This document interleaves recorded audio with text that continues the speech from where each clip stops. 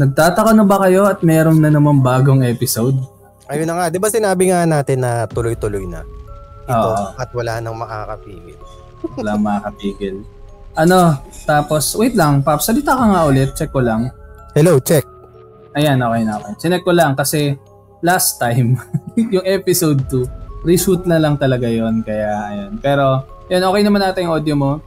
So, ngayon, itong episode na to, live na recording to. Meron kaming mga kasama na mga listeners ng The Red Door Podcast. Nag-post kami, nag-announce kami na magkakaroon kami ng live recording and andyan sila ngayon, nanonood live. Andito si Gerard, si Tuti, si Derek, tsaka si Roma. Diyan pala si Roma, tsaka si Gaon. Si Roma na nag-glitch in the Matrix kasi good morning sabi niya. Hindi, nasa mundo. Oo, nasa siya, nasa malayo siya kaya hindi siya nag-glitch in the Matrix. Ayun, maraming salamat. Minsan lang natin to makakasama sa live. Minsan yun dun sa YouTube premiere natin siya nakakasama. Pero ngayon, live na recording talaga to. Kasi ngayon, kapag nasa live recording ka pala, pwede kang mag-share ng thoughts mo ng live. So, babasahin din namin. Tote bag. Nag-share ng tote bag. Share ka ng tote. Anong laman yan? Mga thoughts. Ayun.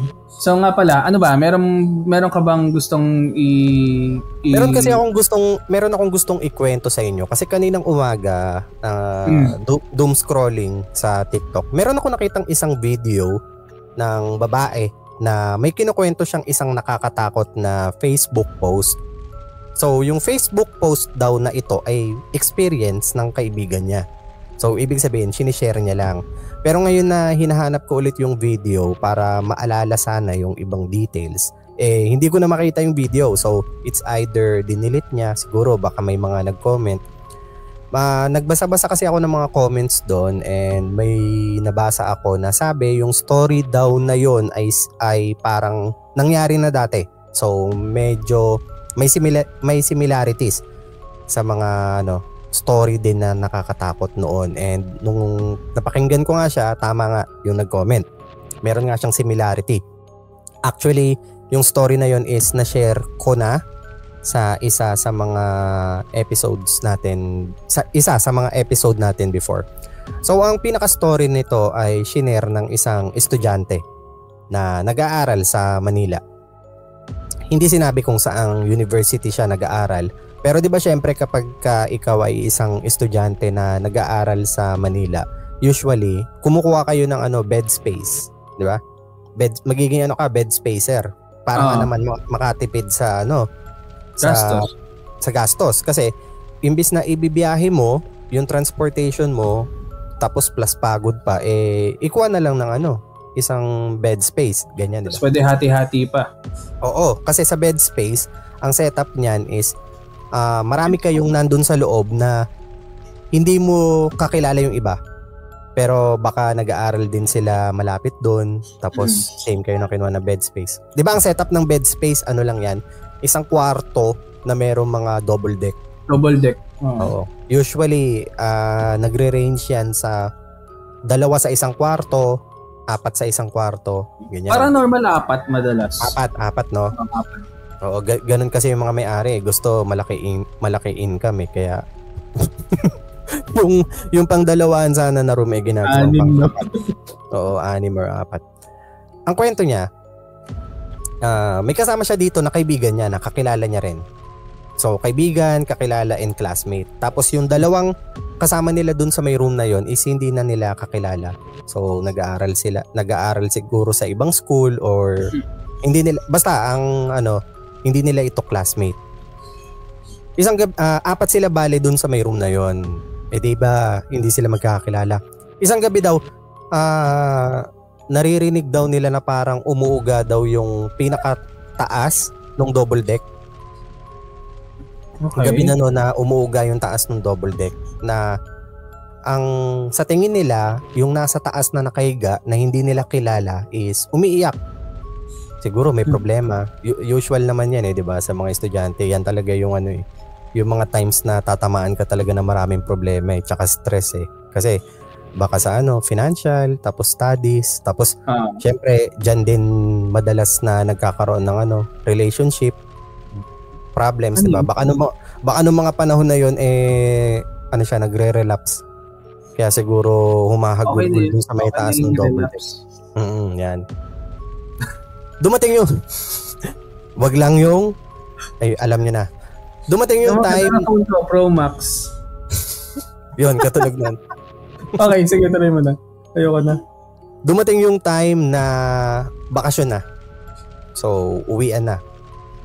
Ito na yung setup, uwian na, di ba?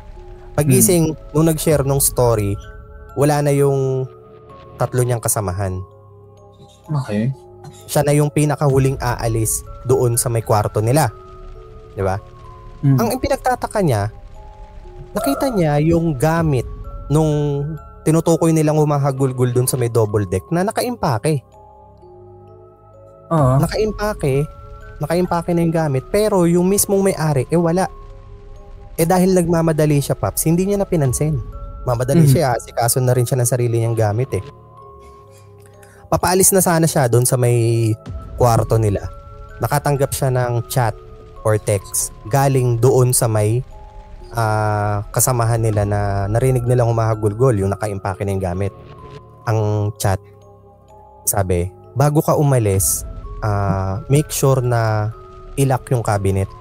Yun yung binilin. So kahit nagmamadali siya, since na-receive niya nga yung chat na yun, ginawa niya pa rin, nilock niya pa rin yung cabinet. Di umalis na siya. Nagbakasyon na sila kasi bakasyon na nga Nung pag-uwi nila, sinalubong sila nung landlady nila. Yung parang pinaka-may-ari nung inuupahan nila, kwarto. Nagreklamo kasi bakit daw sila umaalis doon sa kwarto nang hindi daw nila nililinisan. Sila, nagtaka sila na parang bago kami umalis, yung araw na bago kami umalis para magbakasyon, ang pagkakatanda namin is nilinisan namin yung kwarto. Pero ang sabi kasi nung bed spacer, ang baho daw sa loob. So siya, nagtaka na siya. Tapos, nung pinasok nila yung kwarto, ang parang pinakaunang sumagi agad sa isip niya yung nilak niya na cabinet na binilin sa kanya. Tapos ayun nga, pagbukas niya nung nilak niyang cabinet, nakita niya dun yung isa niyang kasamahan. Wala nang buhay. And nag-uumpisa nang mabulok yung katawan. So, siya, iniisip niya sa sarili niya na ibig sabihin ba nung na-receive ko yung chat na binibilin sa akin para ilock yung cabinet, nandun lang sa loob yung kasamahan. Alam mo yung parang siguro dahil nga na-observe nila na may problema, naging alam mo yun, na isipan ng wakasan yung sarili niyang buhay. And para siguro hindi siya makita, ginamit niya yung cabinet doon sa may kwarto na yun para itago yung sarili niyang katawan. Yun yung isa niya naisip. Ang isa niya pa naisip is baka matagal nang wala nang buhay doon sa may loob ng cabinet. Pero ang tanong, sino yung nag-chat? Sino yung nag-chat? Nag-chat sa kanya, diba? Pero nasaan yung phone? Nakita ba yung phone? Anong nakita yung phone? Hindi, yung ginamit pang chat. Hindi nabanggit dun sa may story. Kasi parang, basta, ang tinutukoy niya, naka-receive daw siya ng chat, sinasabing, bago ka umalis, pakilock yung cabinet. Tapos ayun, nandun pala sa loob yung katawan ng isa nilang kasamahan. Doon sa may sa may kwarto na yun. Kasi kaya parang sige. Kaya ako, nung iniisip ko yung kwento, sabi ko familiar to, narinig ko na to before, pero iba yung senaryo. Naalala mo ba yung kwento ko sa'yo na sinabi nilang na-feature pa daw sa Soko yung episode? Oo, yun. Halos kaparehas nung setup di ba? Na parang hindi nila alam kung yung nakita ba nila na nakatayo doon sa may gilid ng kwarto nila nung time na yun buhay pa or nagmumulto na lang. Pero natuklasan kasi nila na matagal na palang patay yung nila, kasamahan nila sa kwarto. Kasi based on autopsy ata, mga 3 weeks nang walang buhay. Ganun. Yun lang, Pero dito kasi hindi naman. Kasi mo mapapagbangga no, yung chat. Kung kailan yung chat. Based dun sa autopsy. And pero, sabi ni chat, narinig din daw siya na kwento tungkol dyan. Oo, so, diba? Hindi siya parang what you call this? Ano talaga siya? May mga parang kumalat talaga tong kwento na ito dati. So ibig sabihin kaya siguro binura yung post na yun kasi nga baka may mga nambash na hindi, pati may mga nambash na ano lang yan matagal na yung kwento na yun ni-revise lang yan Pero regardless, Paps, parehas nakakatakot Creepy. Regardless kung buhay pa ba siya nung nag-chat sa'yo or wala na siyang buhay nung nag-chat sa'yo.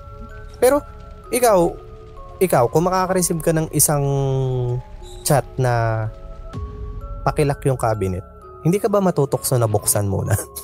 Oo, normally kapag pag may ginawa, unless parang wala lang tayo or sanay ka na mayroong pinapakiusap sa'yo yung kasama mo na yun. Ang parang pinaka kasi doon, ang parang pinaka idea doon kung bakit hindi niya na-chinek is nagmamadali daw siyang umalis. Kaya nung nabasa niya yung chat, nilak niya lang din bigla yung cabinet. Tapos umalis na siya diretso kasi nga papauwi na siya sa kanila since bakasyon nga. Pero yun nga, regardless man kung buhay siya o patay na nung nag-chat, nakakatakot pa rin yun. Kasi biruin nyo, meron kayong isang kasamahan na may problem pala, tapos hindi nyo man lang napigilan para gawin niya yun. Yun yung medyo malungkot din at the same time yung alam mo na may pwede kang gawin tapos pero kasi minsan mahirap din kasi na alam mo yung makialam ka lalo't kung hindi mo siya kaibigan kasi kung kaibigan mo yung kaibigan mo talaga na close, automatic talaga gagawan mo ng paraan, i-comfort mo. Pero kung ganun medyo hindi ka manghihimasok. Ayun. Ayun. Medyo kasi parang madaming ganong klase ng kwento no, na parang yung late na nila nalaman na may ganito pala. Tapos parang yan yung alam mo yung writing on the wall, parang ganyan. Oo. Yung nasa huli yung realizations tapos bigla kang kikilabutan. Sabi ni ang sabi ni Chan sa comment section, sa chat, may narinig din ako na kwento dyan Yung narinig ko naman, nabuntis siya, takot siyang malaman ng parents niya. Actually, yung narinig mo na yan yung shinare ko na story before sa aming episode. Kasi, based dun sa may nagkwento, may naririnig pa daw sila iyak ng bata. At saka maraming dugo sa CR. So, mas creepy yun Oo, mas creepy yun. Kasi hindi nila alam kung ba yung bata dun sa may loob ng CR, kung may ginawa ba yun. Tapos yun yung naging cause nung death nung estudyante. Ang hindi ko lang maano diyan, sabi daw kasi nila na feature pa daw yan sa Soko. Pero hinahanap ko. Lost Media.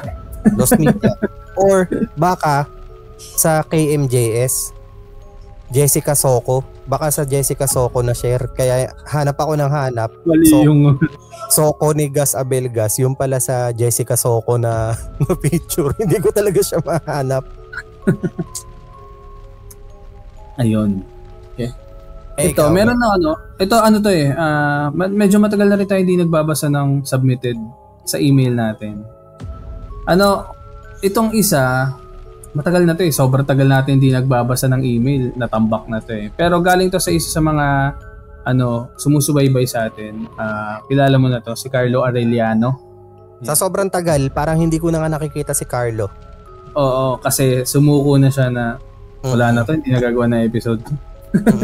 Ito na ang huling story na ibabahagi ko sa inyo. Hindi na ulit ako magpapakita. Hindi, pero kung mapapanood mo man to, Carlo, mag-share ka ulit sa amin. Bumalik ka na. Please, Carlo, bumalik ka na. Andito na kami. Bring him back. Paps. Oo, gaganon mo siya sa ulo. Maganda yung bring her back pala kung naghahanap kayo ng horror, nasa VOD na siya. Hindi ko sasabihin pero baka July 16 siya sa cinemas, tapos si James may ibang source. Bahala ka na, James, kung gusto mo sabihin. Hindi, doon sa VOD. Kasi walang ads. Oo. Pero ay nga pala, si Nika andyan sumali sa ano. Sino? Si Nika sumali din dito sa live. Si Nika. Oo. Sun God Nika. Pero kung... Si Nika ko sa'yo Oo. Sinika mo sa akin. Kung plano nyo talaga siyang mapanood sa sinehan, masasabi ko, sulit siyang mapanood sa sinehan. Di ba? Pero basta maganda yung movie. Hindi ko siya ine-expect na maganda kasi nung nag-uusap tayo, 'di ba, sabi ko pa nga na ano, hindi kasi ako mahilig sa mga psychological horror. At saka parang hindi na-adjust nila eh. Hindi kasi ako nagandahan sa Talk to Me, 'di ba ganyan? 'Di ba sabi ko na ganyan. Tapos nung napanood ko yun, sabi ko lang ganda. Pops, nung pinanood ko pa siya naka-headphones ako. Grabe yung sounds pag naka-headphones, Pops. Alam mo yung sound nung Oo, yun yung rinig na rinig mo. Meron screening. Gusto mo panoorin ulit? Yung ano? Pwede. Yun, sa screening. Sa preview. Tuwing maaalala ko nga, nangingilo ako eh. Okay, edi sabay-sabay tayo mangilo. Tsaka yung hindi ko alam kung napanood na ba nung iba dito. Pero, basta yung sa balat. Yung hinilak. Yung ba? Yung sabi mo? Yung inano niya, tas ang haba. May naalala kasi ako dating Facebook. Dito yung may hangnail. Oo. Tapos paghila, di ba dapat papuputol pero hindi. Ang haba umabot ata hanggang dito. Kaya nga, nung nakita ko yung eksena na yun yung naalala ko, yung hinila yung ganito. Tapos natatawa ako dun eh. May isang scene doon na ni-reference yung yung unang movie. Bago dun sa may cantaloupe scene, sabi niya na. Cantaloupe, pag gumawa akong video, sabi ko melon yun. Hindi, okay lang yun kasi dito sa Pilipinas, bihira yung cantaloupe eh. Wala ka naman makikita dito ng ate, magkano tong cantaloupe? Diba lagi, ate, magkano dito sa melon? Tsaka sa mga juice, wala rin nagbebenta dito na cantaloupe juice, cantaloupe flavor, melon talaga. Tipong, ate may cantaloupe kayo? Sabi mo, cantaloupe. Melon. Ayan. Pasado ng matagal yung kwento ko dapat. Ito nga, yung kwento nung kay Carlo Arellano. Sinend niya to May 19 pa. Tagal na no? Pero ito kasi yung time na wala tayong upload kaya andito lang siya. So yun. Share ko lang yung story na nakita ko online and it creeped the hell out of me. 10 plus years ago, sakristan ako sa isang maliit na simbahan in Cavite, a very religious area. Weekdays, meron kaming daily mass and after the mass, yung mga binyag, funeral, etc.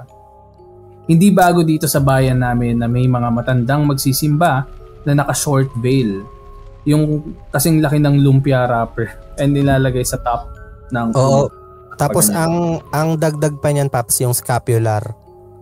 Hindi yun pwede yung may red na parang ribbon tapos may rito, may laminated dito na picture ng Jesus. Diba yan yung kapartner niyan, yung belo na parang lumpia wrapper at saka yung scapular.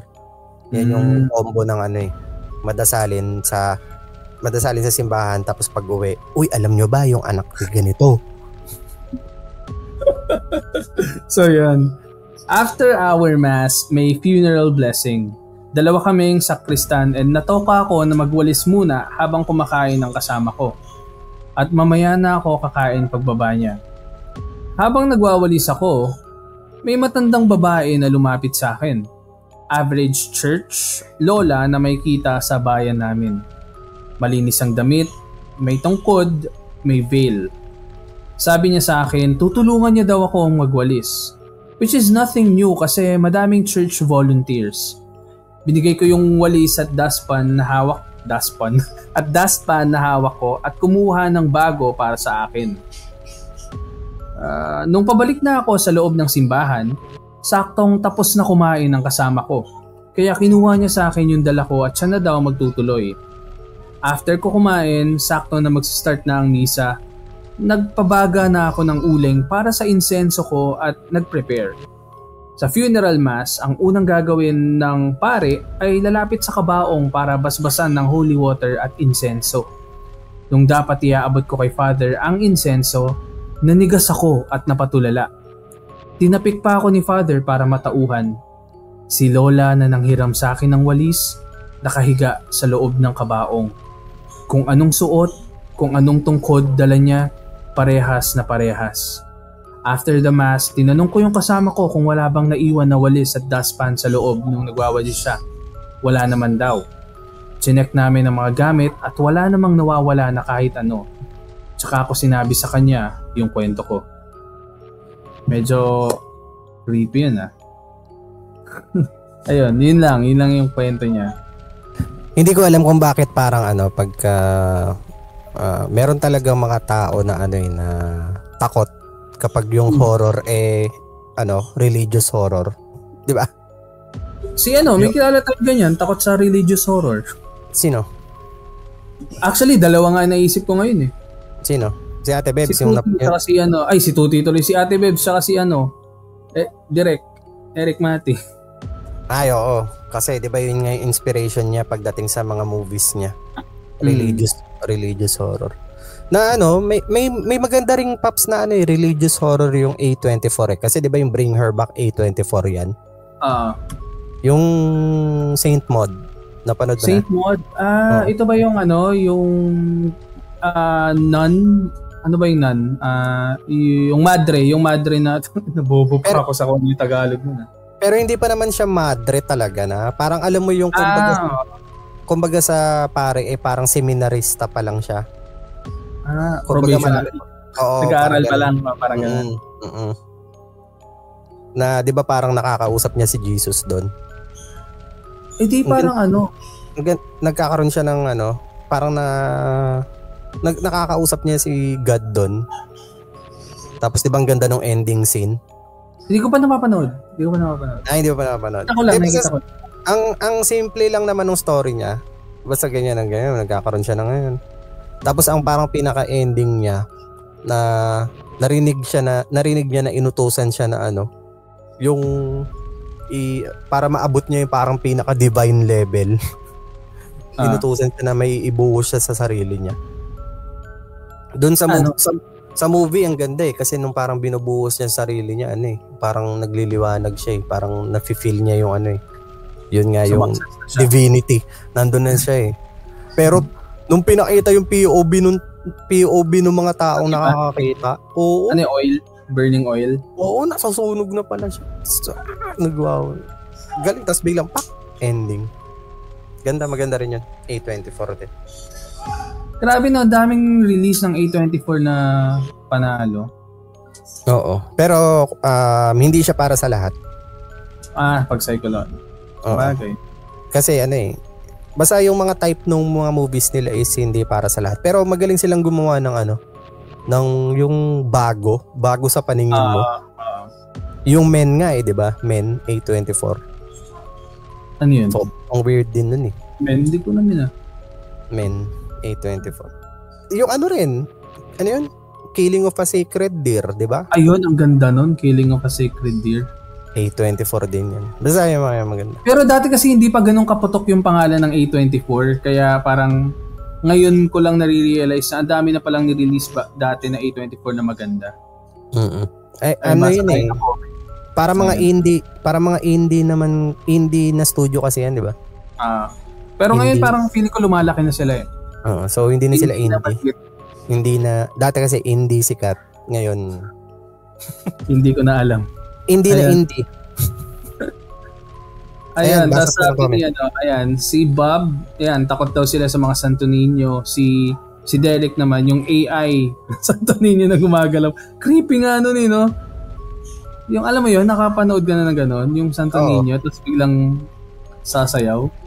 Paano? Meron ka ba dyan? Meron ka dyan sa... Meron ako dito kaso hindi ko abutin. Nasa altar kasi. Pero ito nga... Mapabayan. Kaso takot daw kasi sila kasi based sa mga comments sabi Si di ba? Diyan takot? Si Ate Bebs. Di ba yung kwento ko nga sa'yo dati yung tumatagilid to? Tapos akala ko yung kaibigan ko sa bahay nila, sobrang dami nila ng ninyo. Ang lalaki pa. Tapos sabi sa akin noon dito katulog. Sabi ko, pas, may putang kami. Hindi ko pa pala nakwento yun, Paps. Pala? Kay Ate Bebs ko pala nakwento yun during nung live. during yung live ko sa may sculpture. Na meron ako Santo Niño dito, di ba, na may altar. Gumagalaw. Kaya nga hindi ko familiar. Ano bang meron din? Kunwari, papasok ako sa trabaho, di ba? Tapos pag uwi ko, naiiba siya ng position. So, syempre, ang setup ng altar, tapos ganyan. Tapos pag umuwi ako, parang nakatagilid na siya. Tapos ako naman hindi naman to nakaganito. Tapos ang ginawa ko, inaayos ko siya para ulit. Tapos sa ibang araw naman, ganun ulit. Makikita ko na naman siya na naiba na naman siya ng position, parang tumatagilid siya. Di ako, parang natakot na ako. Kasi bakit gumagalaw? Ganyan. Tapos, nung one time na hindi ako pumasok, nasa bahay lang ako, nalaman ko na yung reason kung bakit siya gumagalaw. Pag sinasara mo yung pinto? Hindi, dun sa may kabilang room. Pag bumabagsak yung pinto, umaalog yung altar. Nagaganon niya pa. So, napaulit-ulit. Ako na natatakot. Nagkaroon pa tuloy. Kaya yun. Ayun. Meron ka pang kwenta dyan? Oo, meron akong kwento rito.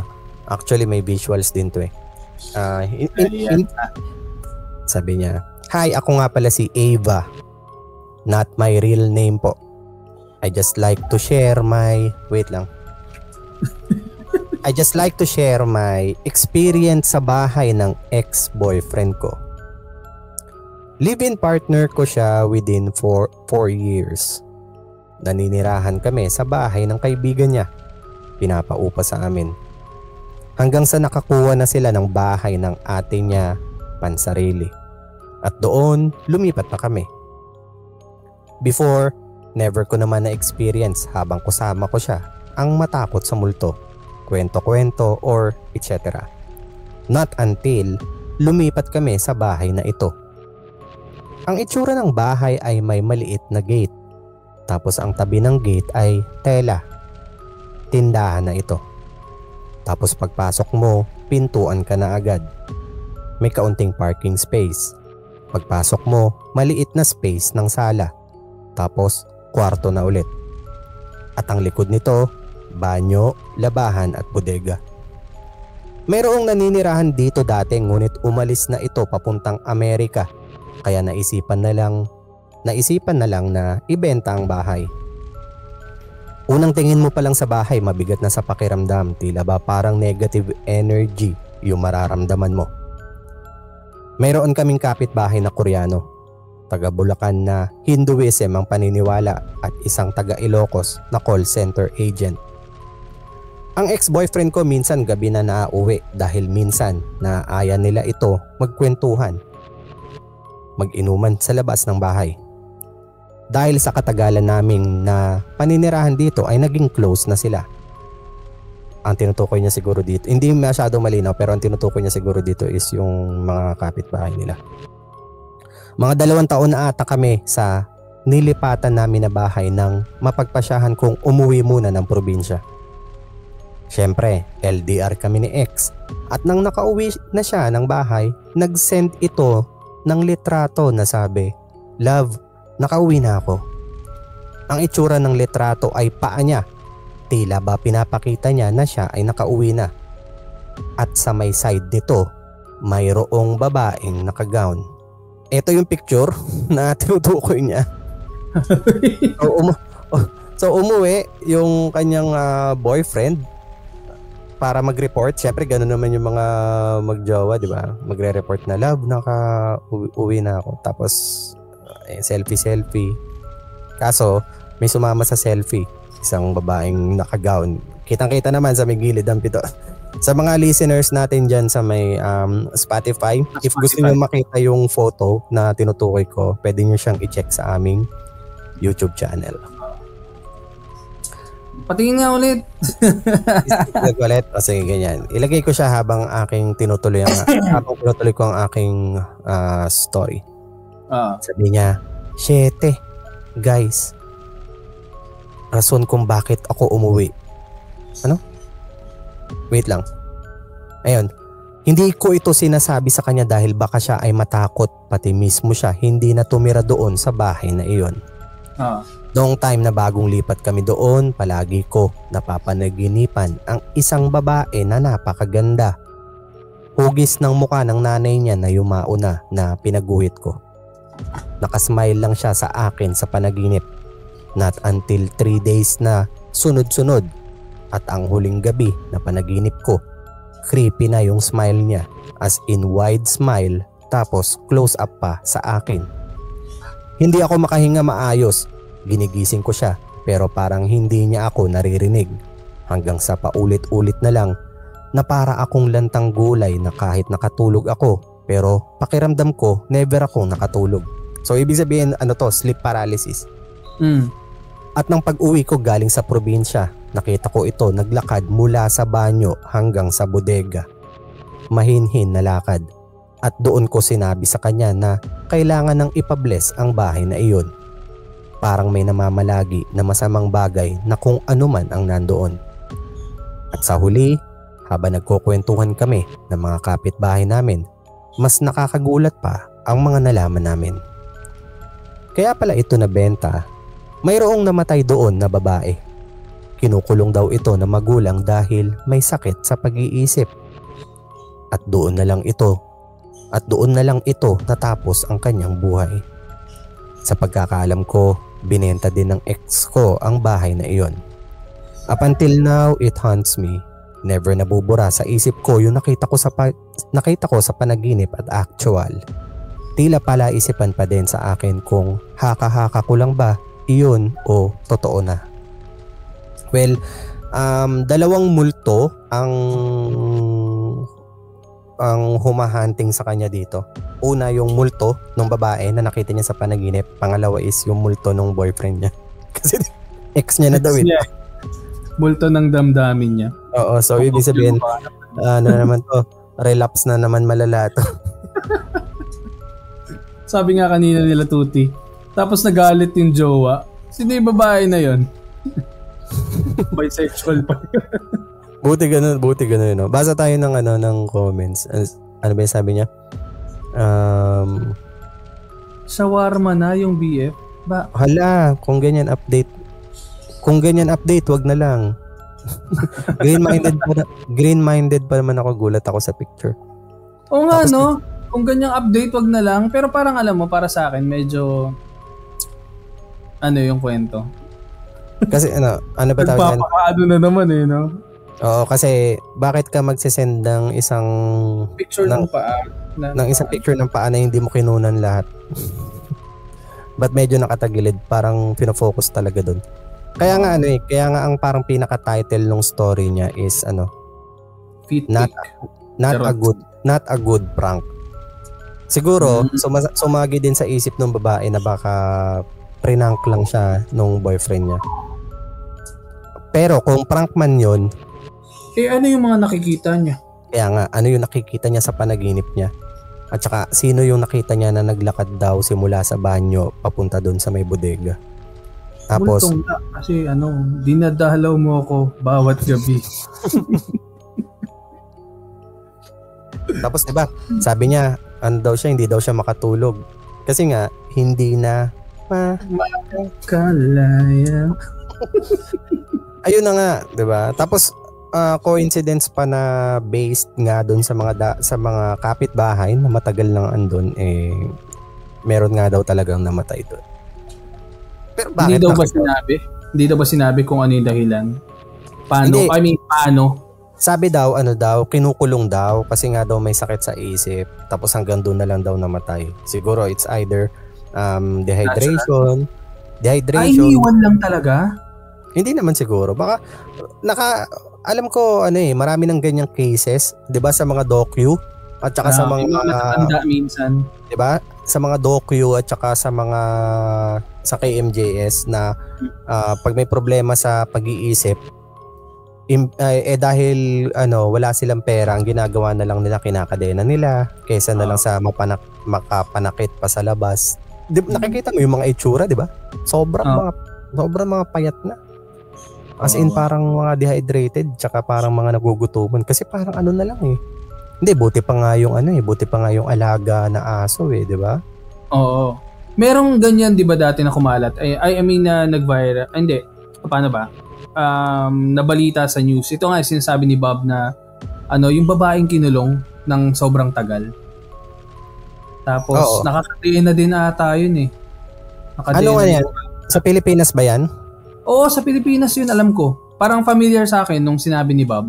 Sobrang dami ko na kasing napanood na ganyan, Pops eh. As in, kahit nung bata pa ako, mga napapanood ko sa Investigador, sa Brigada 7, sobrang dami na ganyan. Tapos diba laging ano yan, laging mga naka-blurred lang yung muka. Tapos si Mama, lagi ko naalala na ang parang pinaka-inaantay niya doon, yung makeover. I mean, yung pag na-rescue na. Hindi, pag na-rescue na kasi, na-rescue na, papaliguan, tapos aayusan ng itsura. Ang layo na sobra doon sa may ano, kung ano itsura nung habang nakakadena. Yung iba pa nga, Pap, sobrang puti eh. Sobrang puti. Na ano, di ba doon, ano, parang ang dumi-dumi, ang payat. Tapos pag napaliguan, sobrang puti. Pero sa bagay kasi hindi lumalabas eh. Nakakulong lang lagi eh. Siguro kailangan mag-formulate ng isang skincare product na gawa sa ano, sa grasa. Sa dumi. Na-exfoliate yung balat. Kasi hindi mo napapansin kapag yung mga inaayos na sila. Makikinis eh, no? Pag natapos eh. Tsaka parang feeling ko kasi paano ba? Parang ka nag-fasting pero sa balat. Siguro. Nag-fasting ka ng ligo. Tsaka nakakita ka na ba ng taong grasa na may pimples? Hindi pa. Hindi ko alam. Hindi ko tinitingnan yung mukha nila. mas pinipimple pa yung mga nag-i-skincare eh. Compare dun sa mga nandun lang sa ano eh. Nauusukan, di ba? I feel so attacked. Pero ito, sabi nito. Ang dami ko. Sabi ni Chan, kinulong sa sako tas binuksan lang kana. Ano yun? Ano yun, magic? Poverty ang skincare. Yan yung maganda. Magandang ano. Pwede rin siyang diet, pwede rin siyang skincare, di ba? Pag nasobrahan, diet. Kasi merong ano. Sabi ni Bob, safeguard na blue mental skincare. Mental skincare, minsan pang hugas. Oo, pero ang pinakaayaw ko talaga na safeguard is yung safeguard na puti. Kasi hindi mo alam kung saan pumunta. Hindi ko alam kung bakit ganun na yung pag-amoy ko sa kanya. Pag nakakaamoy ako ng safeguard na puti, ang impression ko is galing CR.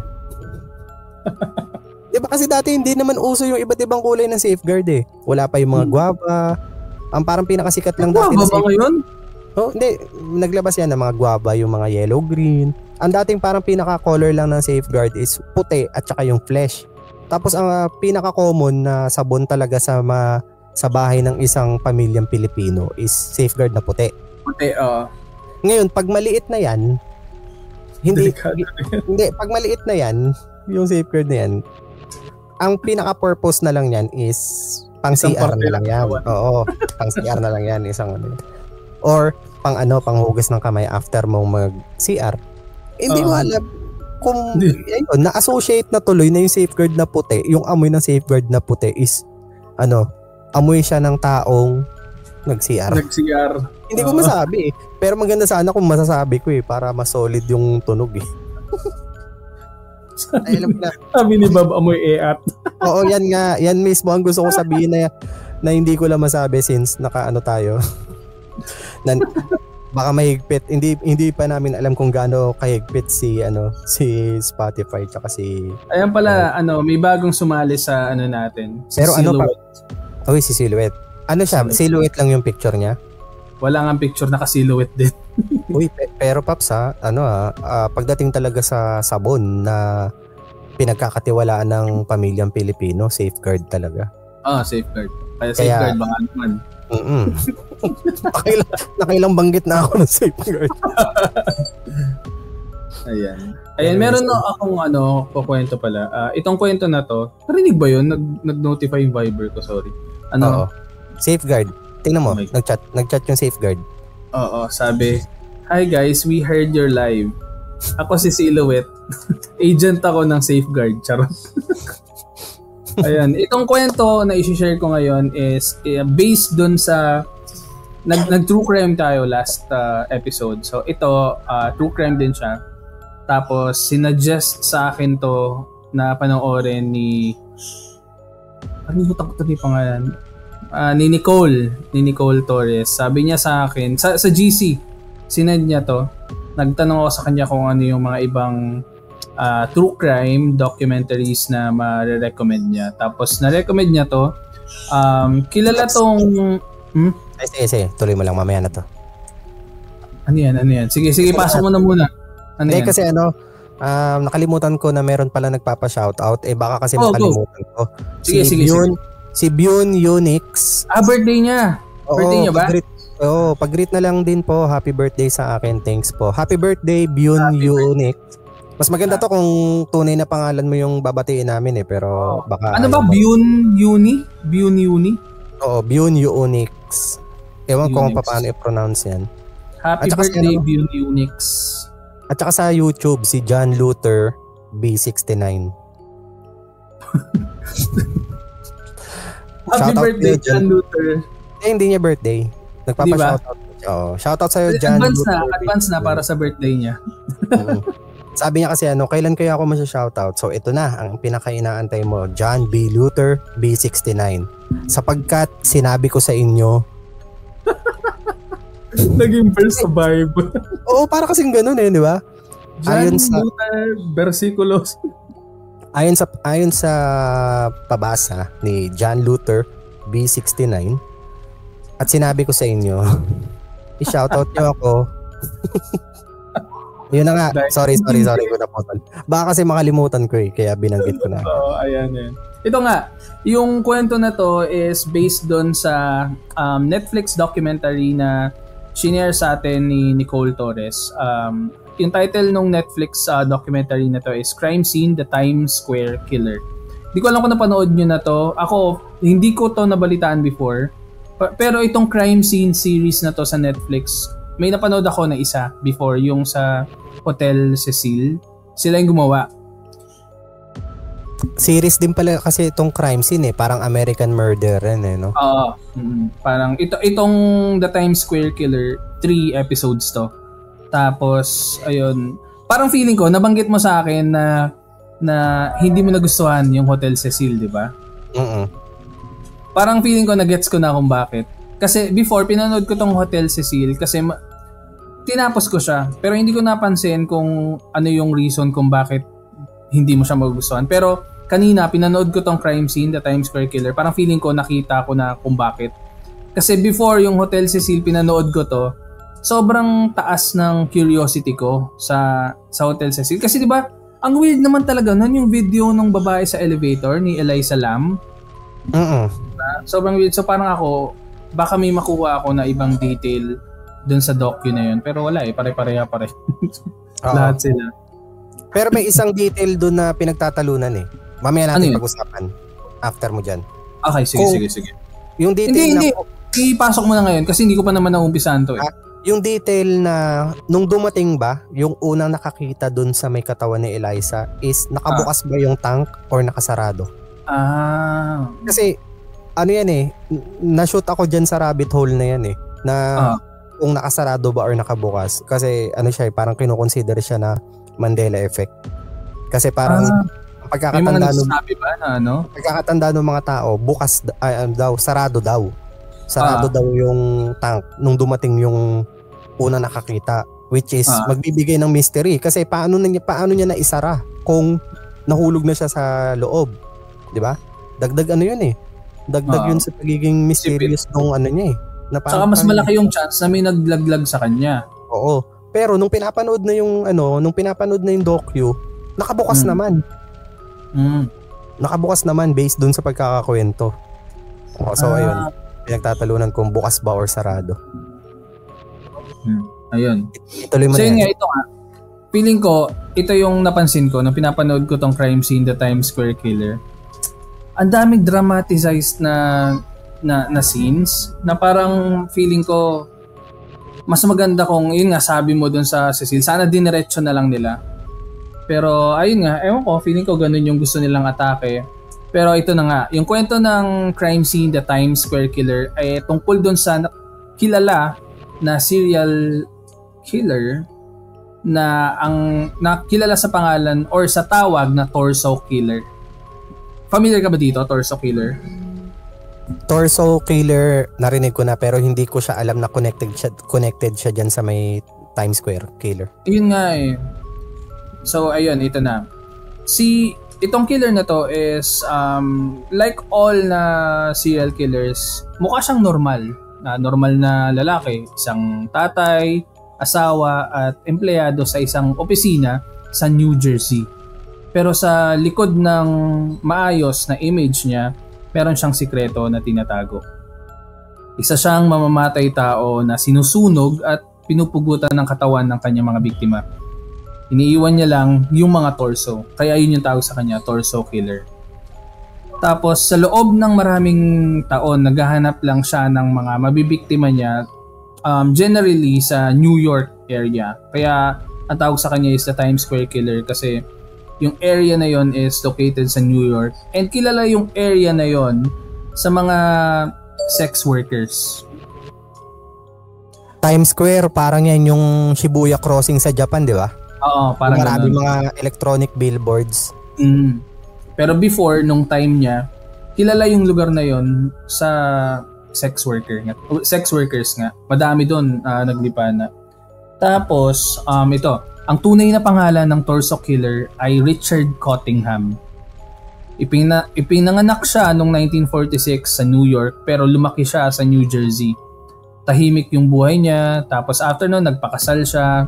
Nagkaroon din siya ng 2 anak at nagtrabaho siya bilang computer operator sa isang insurance company. Pero sa gabi, dito niya ginagawa yung sikreto na ikagugulat ng lahat. Every night, umiikot siya sa Times Square sa New York, tsaka minsan pumupunta siya sa New Jersey, pero kilala siya sa Times Square. Naghahanap lang siya ng mga babae. Karamihan nga doon yung mga sex workers kasi sobrang vulnerable para sa kanya. Kasi kilala din to si Cottingham na maraming pera. Hindi ko alam kung saan galing yung pera pero ayun nga, every time na pumupunta siya sa yung parang red light district pero hindi doon nga sa Times Square, madali siya nakakuha ng babae kasi nga meron siyang pera.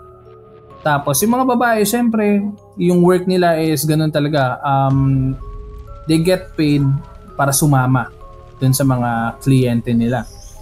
So ayun, yun yung primary target niya kasi para sa kanya madaling makuha or madaling maging target talaga yung mga ganong klase ng individuals. So ayun, aside from that, nung time na yon, meron kasing instances na muntikan na siyang mahuli. Or I mean, what you call this, malakas yung loob niya nung time na yun. Kasi kapag alam niya na kapag may lumapit or may nagsumbong na ito nga, na sex worker sa authorities, iba yung tingin sa sex workers before Parang sobrang baba na parang wala silang credibility. Parang ganon. Tsaka parang trabaho, parang merong stigma na parang trabaho mo yan kasama yan sa occupational hazard mo. Para din pala si Clarita, no? Oo. Parang feeling ko ganon talaga before Hindi no? siya pinapaniwalaan. Oo. Tapos ayun, yun yung mga reason kung bakit naging paano ba? Tamang term ba na successful si Cottingham sa ginagawa niya or parang mas marami siyang nabiktima? May modus operandi dito si Cottingham. Hindi siya basta-basta. Clarita the Battle Angel. Ayan, so yun. Ay, naka-open. Oo, naka-open sa akin. So yun. Yung modus operandi niya, katulad ng sabi ko, inaakit niya yung mga biktima. Papunta sa mga hotels or sa mga motels. Sa una, makikita ng mga ano yan? Na lumabo ka Lumabo ako nga, no? Lumabo din yung pagkukwento ko. Pero ayun nga, nakilala siya nga doon sa pagdala sa mga sex workers sa mga motel. Babayaran niya. Tapos after nun, itatali niya yung kung sino man yung babae na kasama niya. gamit yung posas or sinturon or kahit panyo. Tapos take note, yung mga biktima niya is puro babae. Tapos susundan niya yon ng matinding torture. Bubugbugin niya, kakagatin niya, sasakalin niya, tsaka minsan sinusunog pa niya habang buhay. Tapos pagtapos mawalan ng buhay yung biktima niya, tsaka niya gagawin yung pinaka-signature niya na yung pagiging torso killer. Tinitira niya lang yung torso o yung katawan. Ginagawa niya is pinupugutan niya, tapos pinuputol niya yung kamay din. Ang pinaka-reason na sinabi niya kung bakit para hindi daw makilala talaga kung sino yung biktima. So walang facial feature, tapos yung mga fingerprints wala na. So ayun. Ayon sa mga official na records, si Cottingham ay connected sa 11 na murders. Pero nung oras na nahuli siya, umamin siya sa more than 80 up to 100 na babae daw yung nabiktima niya. Isa sa mga pinakakilalang kaso noong December 2, 1979 sa isang motel sa Times Square. 2 babae yung natagpuang sunog tapos walang ulo. Tapos walang ulo tsaka walang kamay. Hindi sila makilala maliban sa tattoos nila tsaka sa dental records. Tapos noong 1980 naman, mayroong isang 18 years old na babae, pangalan is Valerie Ann Street. Nakita siyang nakahundusay sa bathtub. Tapos pinatay gamit yung manual strangulation, tapos nilunod pa at the same time. Lahat ng biktima ni Cottingham ay mga bata pa na babae. Tapos madalas nga sex workers kasi madaling i-target at kadalasan hindi talaga hinahanap pag nawala. Para kay Cottingham, wala silang pangalan, mga laruan lang na pinaglalaroan niya tapos sinisira niya after. Parang, ayun nga, may sinabi si Bob sa comment. Sabi niya parang Jack the Ripper. Parang si Jack the Ripper din kasi parang mga prostitutes din ata yung ano niya eh. Mga prosti din ang target niya. Babanggitin ko nga sana si Jack the Ripper. Natapos na yung ano yung... Hindi pa ito. Tapos... yun nga, kahit gaano kaingat yung isang serial killer, lagi may isang pagkakamali na mangyayari. May 22, 1980, merong isang babae yung nakatakas mula sa kamay niya sa isang motel sa New Jersey. Nung nakita ng mga authorities yung babae, madami siyang sugat sa katawan na umiiyak. Doon nahuli si Richard Cottingham kasi naaktuhan mismo siya doon sa scene ng crime. Sa loob ng kwarto, nakita ng pulis yung mga gamit niya. Posas, kutsilyo, tapos may kasama pang pampatulog. Sa bahay niya naman, nung nahuli na siya, nakita na meron siyang trophy room. Nandoon yung mga alahas ng mga biktima niya. Tapos yung ibang mga pagmamay-ari nung lahat ng mga sinama niya sa motel, tapos lahat ng pinatay niya. Sa korte, pinakita na after some time, nakapag-desisyon yung court na bigyan siya napatawan siya ng tawag doon, yung pinakaparusa sa kanya, ang binigay sa kanya, lifetime lang. Lifetime na imprisonment. Tapos, habang tumatagal, nadadagdagan. Kasi hindi ko alam siguro, kilala yung mga serial killers, di ba? Na parang mga narcissist. Parang feeling ko, nakakulong na siya, tapos parang minsan, may time na magtatawag siya ng press or ng authority, magdadagdag siya ng detalye. Sasabihin niya na, aamin siya na ako din yung gumawa nito. Para kasing kada count ata ng murder, saka nadadagdagan yung sentensya. Oo. Ayun.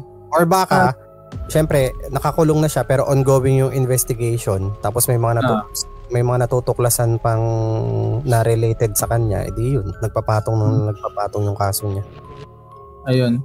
Parang yun nga nung nag-start yun noong 2009, inamin niya na isa-isa yung mga iba pa, yung mga lumang kaso.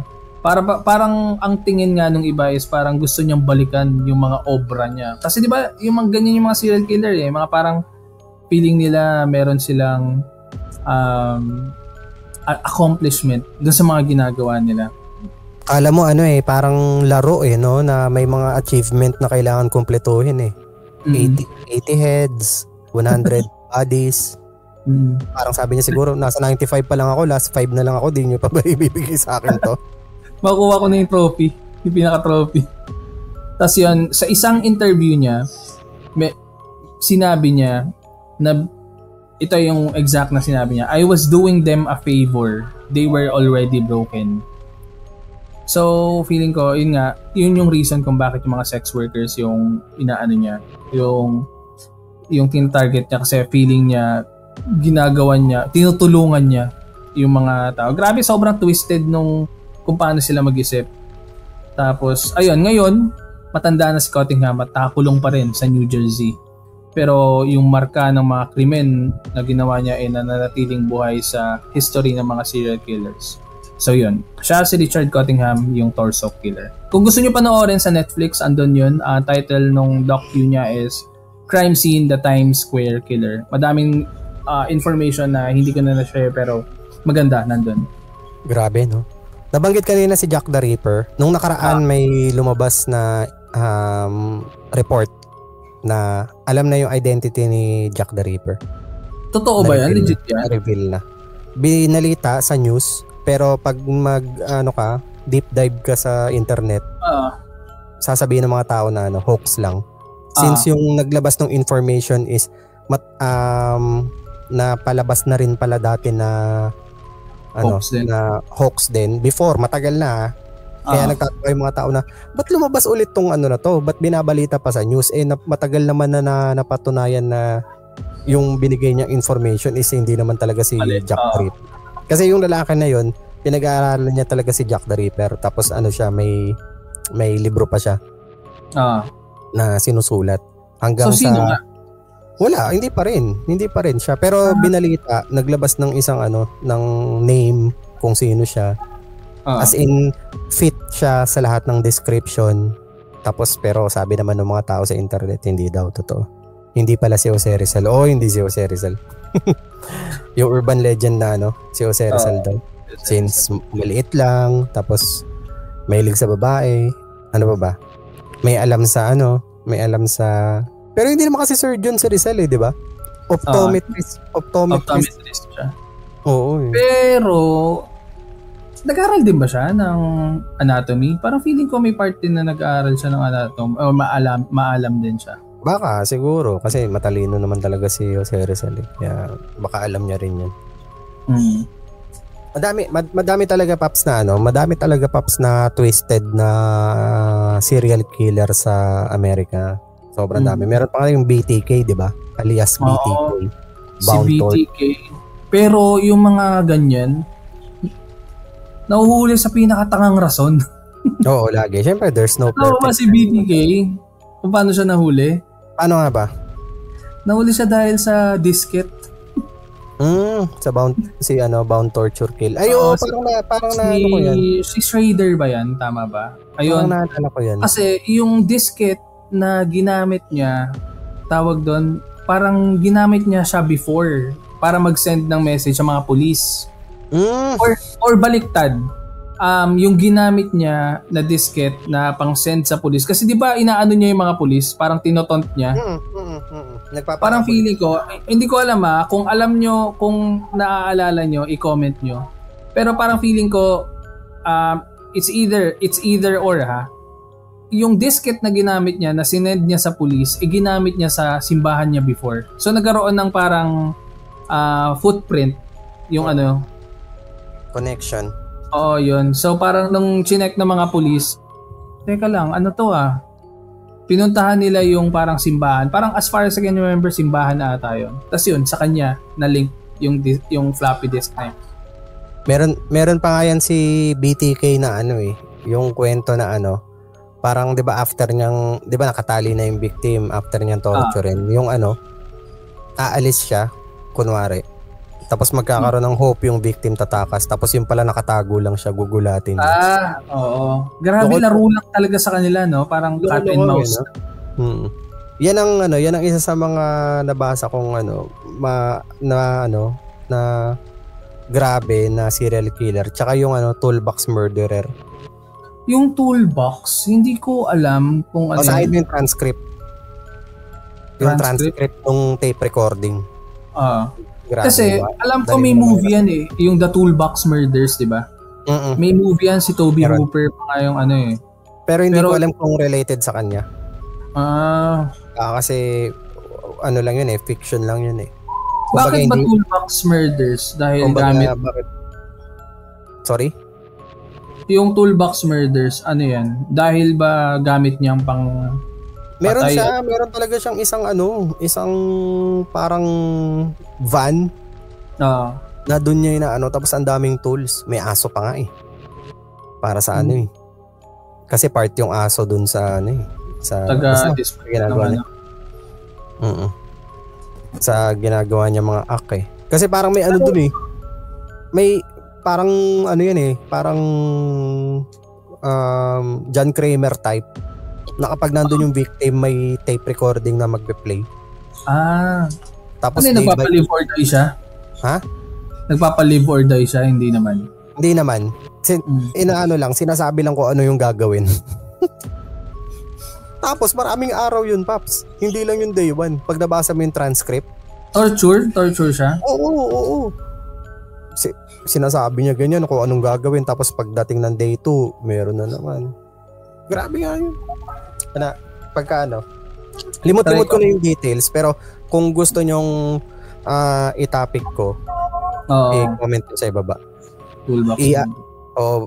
I-kukwento ko, i-summarize ko sa inyo yung transcript, pero feeling ko mahirapan ako since sobrang sensitive ng mga nandun. Tingnan ko. Tapos grabe iba yung mag-isip yung mga serial killer. Kasi meron akong pinanood dati na Kemper on Kemper pa ata yun. Hindi kay Vice ganda to pero yun, Kemper on Kemper, tukol siya kay Ed Kemper. Tapos, yung pinagbasihan ng Texas Chainsaw. Siya ba? Si Kemper ba? Ed Gein pala yun, sorry. Si Ed Gein yun eh. Si Ed Kemper, grabe, sobrang parang siya yung pinaka-friendly na serial killer na nakita ko. Sobrang kilala siya ng mga police or ng mga guards doon sa kung saan siya kinulong kasi sobrang sociable niya, na tipong yung sa Mindhunters yun, tama yung sabi ni Gerard, tawag doon, siya yung tinanong or tumulong sa mga nagpo-profile sa FBI para malaman kung paano para nakatulong siya doon sa kung paano pinoprofile yung mga serial killer. Kasi grabe, meron pa tong recording na ini-interview siya tapos dinidiscuss niya in detail kung ano yung mga ginagawa niya sa mga biktima niya. Tapos parang sa kanya, parang wala lang. Parang walang remorse, walang kahit anong emotions na involved. So parang naisip ko, grabe, mas nakakatakot pa to dun sa nakakita ka ng multo. Kasi parang nakakita ka ng tao na na kayang gawin yon, kayang ikwento sa'yo after ko ano yung nangyari, na parang wala lang. Na parang kumain lang siya, tapos nilinis niya yung pinggan after. Parang ganun. Nakakatakot. Oo, grabe no. Grabe talaga yung mga isip nila, no? Na parang ano yung pumapasok sa isip nila para gawin nila to. Pero yun, maganda rin yun. Maganda yung mga ganun. Siguro kaya lahat din tayo fascinated sa kwento ng mga serial killers or karamihan sa atin dahil nga dun sa hindi normal yung kung paano sila mag-isip. Parang hindi siya sa atin. Sa Pilipinas wala pang ganyang level no? Wala eh. Meron na ba tayong serial killer? Ay, meron pala, no? Si Malyari. Si Malyari. Pero kasi yun eh, hindi yung bukod pa doon. Sabihin natin, kasi pa yun eh, parang 50-50 pa yun eh. Kasi 'di ba daw yun yung undocumented serial. Ay ba? Tama ba? Basta kasi wala kasi masyadong records. Documented daw siya, 'di ba? Ayun, nga pala, documented serial killer. Pero yung mga documents kasi, tsaka masyadong matagal na kasi, 'di ba? Wala pa tayo yung parang dito sa Pinas, kapag ka may karumal-dumal na krimen na ginawa, isang beses pa lang, huli na. At saka ginawa nila yon, it's either lang sila, under influence lang sila ng pinagbabawal na gamot or galit lang. Pero yung ganyang level sa Amerika na ginagawa for fun, wala pa dito sa Pilipinas no? Pero grabe yun kasi nung pinapanood ko tong Netflix docu, parang meron daw palang span of time na nauso yan. Parang between 1960s to 1980. Ang dami nila nung time na yun. Ano kaya meron nun, no? Pero parang feeling ko, kakapanood ko na mga ganyan, parang naisip ko na isa yung technology kung bakit hindi. Walang CCTV dati, pero ngayon, kapag silal-kilak, ang hirap gumalaw eh. Oo. Kasi hindi mo alam pati halos lahat ng tao may cellphone na Oo, huli ka kagad kapag Oo, tama. Kaya siguro yung si Malyari nakagawa ang tagal na nun wala pa, bago pa ma-report sa pulis. Wala na, nauna nang namatay yung kalapati na pinadala ng sulat Di ba? Uy, may nakita po kami dito. Pinadala yung kalapati. Nauna pa yun bago mahuli si Meron ka pa bang ikukwento? Meron ka pa share? Meron pa ako dito. Last ko na horror story. Ang title nito ay Roommate. Okay. So kanina parang roommate din yung roommate pa rin Oo, roommate pa rin. Pero ito hindi to bed space. Siya, condo. Nakakondo ako sa Makati. Nakakondo ako sa Makati, malapit sa office para iwas traffic. Di naman kalakihan yung unit. Studio type lang pero cozy. Tapos may kasama akong roommate na si Jay. Ka-chat ko siya sa Facebook before ko pa siya i-invite. Wala akong kakilala sa Manila noon kaya okay lang kahit stranger. Basta hati kami sa renta. First few weeks, ayos naman. Tahimik si Jay. Parang introvert. Intro Jay? Intro Jay to. Di madaldal pero magalang. So, taga Pampanga, magalang. Ano po? Ganun siguro siya magsalita. Usually gabi siya umuuwi. Tapos late din umaalis ng umaga. Kaya bihira kaming magkausap. Pero normal lang, hindi naman nakaka-bother until one night. Mga 2:00 ng madaling araw nagising ako kasi parang may naglalakad sa unit. Akala ko si Jay lang pero ang weird, hindi siya bumubukas ng ilaw. Tapos parang nanginginig yung mga hakbang niya. Sinilip ko pero walang tao. Tapos nakita ko yung shoes niya, nandoon lang. Ibig sabihin, hindi pa siya umuuwi. Kinilabutan ako pero binaliwala ko. Baka hangover lang ako o nananaginip. Kinabukasan, tinanong ko si Jay kung anong oras siya umuwi. Sabi niya, hindi ako umuwi kagabi. Sa tropa ako natulog. Shit, okay. Medyo kinilabutan ako noon pero baka nagkamali lang ako ng rinig. Pero ang pinagtataka ko, sunod-sunod na. Minsan, may umuupo sa dulo ng kama ko. May humihila ng kumot. May naririnig akong parang boses na pabulong. Pero pagtingin ko, wala naman si Jay. So one night, nagpasya ako. Maglalagay ako ng camera. Yung luma kong phone, tinutok ko sa kama habang natutulog ako. Gusto ko lang mapatunayan na imagination ko lang ang lahat. Pagkagising ko, diretso ako sa video. Umpisa, wala. Mga bandang 3 minutes. Hindi pala to 3 minutes ito. Ba't ko inunahan? Mga bandang 3:21 AM, so witching hour, biglang may gumalaw sa screen. May nakaupo sa kama ko.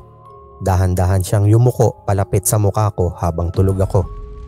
Pero teka, hindi yun si Jay. Mas matangkad, mas payat, tapos parang wala siyang muka. Legit akong nanginig habang pinapanood yon. Pinakita ko kay Jay, tahimik lang siya. Hindi siya nagsalita for a few seconds. Tapos ang sabi niya lang sa akin, dapat hindi mo yan nakita.